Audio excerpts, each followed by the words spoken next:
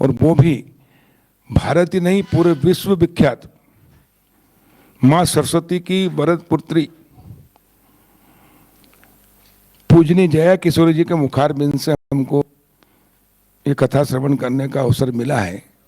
मैं हरदा जिले की ओर से पूजनीय जया किशोरी जी के चरणों में प्रणाम करते हुए उनका अभिनंदन करता हूँ। और वो माता पिता धन्य हैं जिनके यहाँ ऐसी सुपुत्री ने जन्म लिया।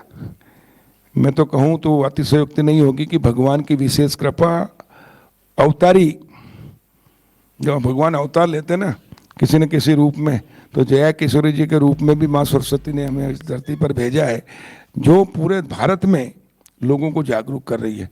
ऐसे आदरणीय उनके पिताश्री के चरणों में प्रणाम करता हूँ, आदरणीय शिवशंकर जी शर्मा और माता सोनिया जी शर्मा,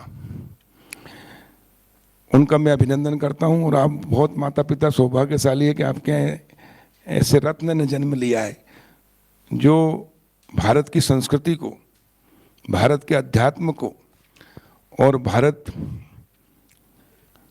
की धर्म की ध्वजा को पूरे देश में फहरा रही है।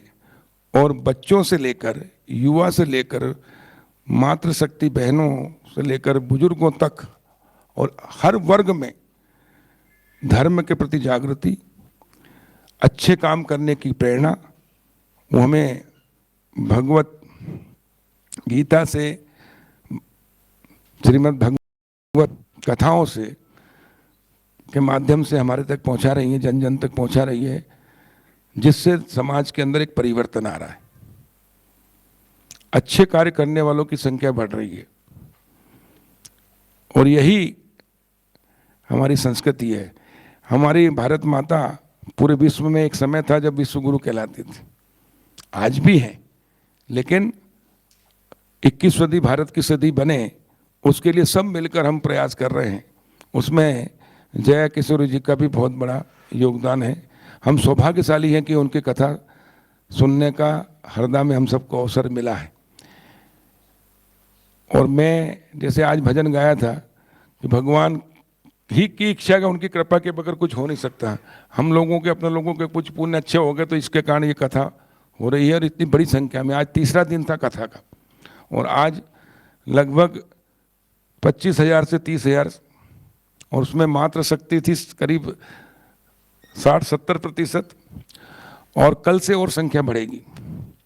हम ये चाहते हैं कि हर परिवार तक जया किशोरी जी पहुँचे।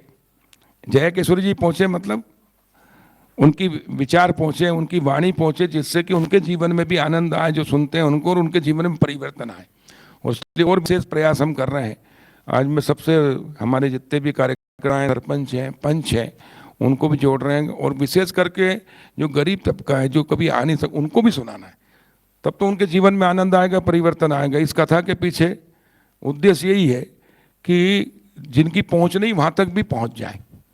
और हम सौभाग्यशाली हैं, फिर हम अपने आप को धन्य समझते हैं कि ऐसी कथा करने का अवसर मिला। मैं सबसे पहले जया जी को शिवनी मालवा में सुना था बहुत साल पहले, तभी मैंने तय किया था, मैंने बात की थी, बाबू जी आपसे कहा था, लेकिन वो अवसर कितने साल बाद आया है।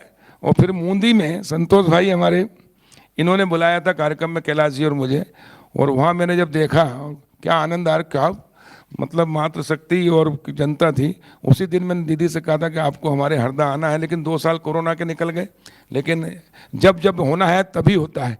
तो ये शुभ अवसर आया और हमको ये सौभाग्य मिला है। मैं एक बार पुनः पूजनी जया किशोरी जी का हृदय से आनंदित कर दिया, भाव विभोर हो गए। मैं तो भूल गया सब राजनीति वगैरह सब, इसी में ऐसा लगता है कि आनंद जीवन का आनंद है, और मैंने भी खूब आनंद लिए।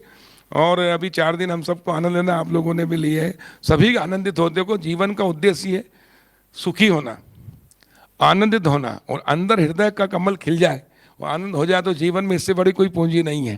तो ये आनंदित पूरे हर घर में पहुँचे हमारा ये आनंद और इनके विचार, हमारी संस्कृति, ताकि लोगों का जीवन सुखमय व्यतीत हो। और हर व्यक्ति अंतिम इच्छा वही होती, सुखी होना चाहता है। तो हरदा जिले को सुखी करने में आपका बहुत बड़ा योगदान है, आपकी वाणी से हम कृतज्ञ हैं। आपका पुनः हम धन्यवाद करते हैं और आपसे ही निवेदन करते हैं कि अपने मुखारबिंद